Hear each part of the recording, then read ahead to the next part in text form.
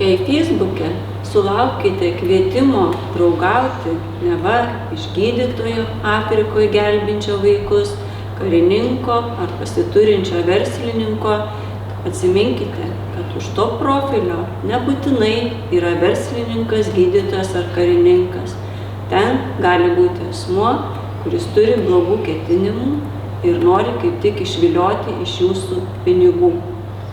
Pirmiausia, jo tikslas yra užmegzti su jumis ryšį ir įgauti jūsų pasitikėjimą. Įgavus pasitikėjimą, sukčius pristatys kelias versijas.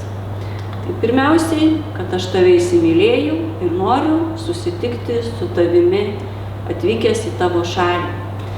Ta diena, kai jūs lauksite jo atvykimo į Lietuvą, gausite netrukusio žinutę, kad man atsitiko nelaimė, patekau į eismo įvykį, apvogė, apiplėšė ar dar ką nors man padarė ir paprašys pagelbėti pinigais. Užduokite savo klausimą, kodėl tas asmuo kreipėsi į mane pagalbos, o ne į savo artimąjį. Kita versija gali pristatyti, kad aš tave įsimylėjau ir noriu atsiųsti tau brangią dovaną.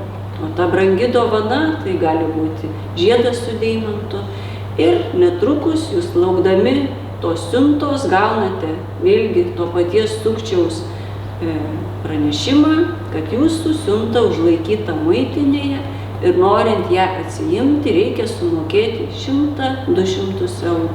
Žinodami, kad dovana yra gana brangi, jūs įkliūnate į sukčiaus pinkles ir patys sumokate pinigus ir dovanos jokios negaunate.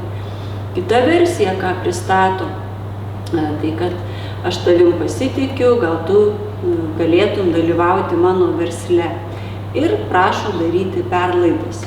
Tai vėlgi užduokite savo klausimą, kodėl žmogus, būdamas verslininkas, nesikreipia į savo atsakingus asmenis, kad darytų jam perlaidas reikalingas jo versle.